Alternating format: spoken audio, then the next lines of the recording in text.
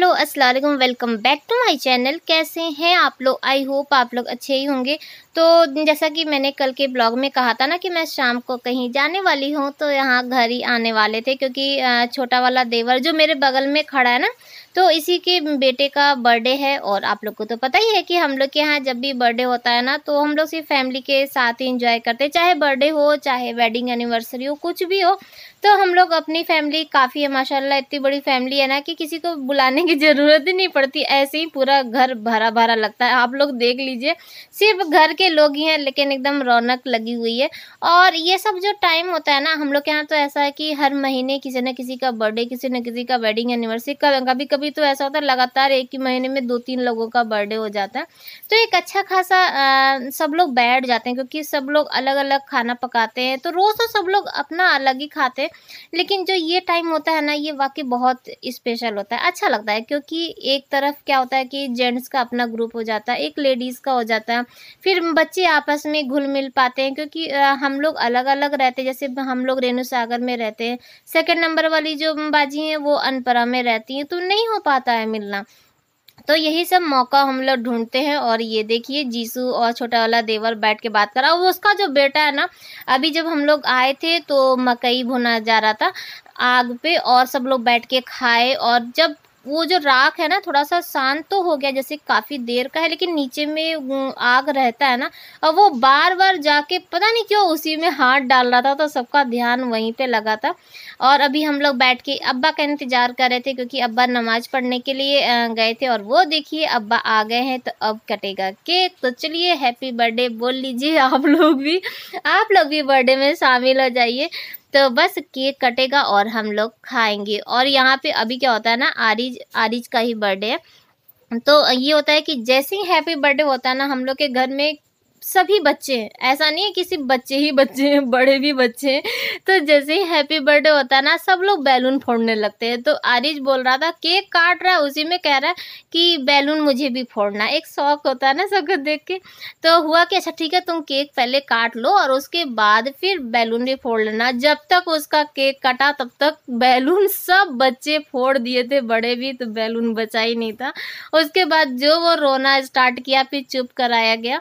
और यहाँ पे सारे जेंट्स खाना खा चुके हैं, बच्चे खाना खा चुके हैं, और अब बारी है लेडीज़ की। और एक ठोस में आपको जेंट्स नज़र आ रहा होगा क्योंकि आमिर को ना थोड़ा सा देर में खाना खाने की आदत है, क्योंकि ऑफिस से आते होते नहाते थोड़ा देर हो जाता है, तो उसका वही रूटीन बन गया है। तो पहले उसको भूख ही नहीं लग रही थी, तो बाद में फिर खाया था। और ये है नेक्स्ट डे की क्लिप, यानी कि संडे की।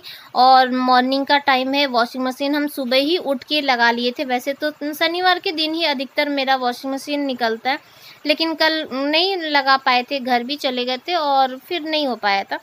तो आज धूप देखे तो लालच एक हो गया ना कि अरे धूप निकल गया, वॉशिंग मशीन निकाल दो, जितना धोना है धो लो। और इन बच्चे दोनों सो रहे थे तो यही थे, मैं इनको लगा दी। मैं बोली थोड़ा सा नीचे तार पे डाल आइए। मैं ला के दे रही थी और ये डाल रहे थे। बच्चों का स्कूल का भी ड्रेस था और कुछ तो इनका जो ऑफिस वाला होता है वो भी था। वैसे तो अभी इनको एक हफ्ते ऑफिस वाला जो यूनिफॉर्म है उसकी ज़रूरत नहीं है, बाहर ही रहेंगे। लेकिन फिर भी जब वॉशिंग मशीन निकला ना, तो मैं बोली कि धो के हटा दो। तो सारा जो कपड़ा था ना, मैं सब धो ली। अभी भी उसमें सांस बाकी था, यानी सर्फ था।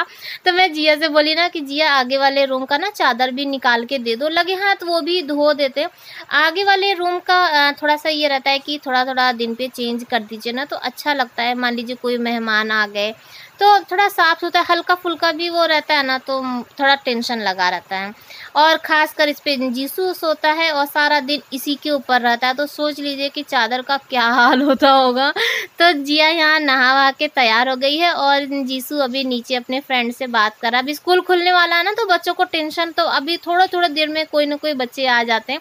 और जीसू यहाँ से बेड से हिलता ही नहीं है, तो थोड़ा बस वेट करना पड़ता है कि कैसे वो हटे और बाकी इधर का काम हो जाए।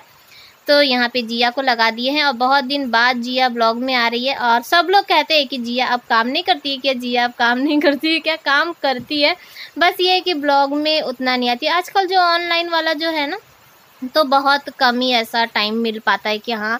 तो आज मैं जिया को लगा दी और कैमरा भी लगा दिए थे। हम बोले अब तुम आज काम कर रही हो तो चलो ठीक है, थोड़ा सा आप लोग भी देख लीजिए। तो जिया ये है ना कि मुझसे अच्छा काम करती है, इसको ना ये सब चीज़ पसंद है। अगर उसको खाना बनाना, ये सब इधर करना, ये सब अच्छा नहीं लगता, लेकिन हाँ चादर वादर चेंज करना, रूम थोड़ा सा डेकोरेट करना, ये सब बोल दीजिए ना तो बहुत मन से ये सब काम करती है।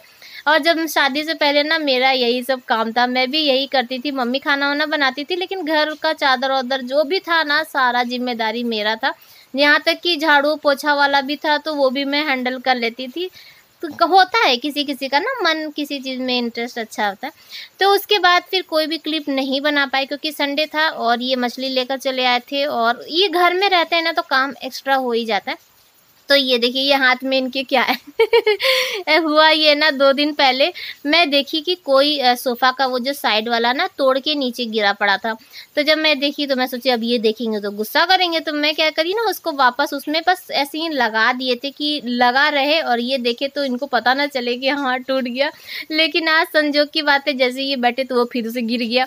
तो ये बोले कौन तोड़ा? हम बोले हम तो नहीं जानते कौन तोड़ा, लेकिन हाँ भाई हम लगाए हैं ये हम जानते। पहले ही हाथ उठा दिए डांट खाने से पहले तो यहाँ पे हम लोग दीवान खोल चुके हैं।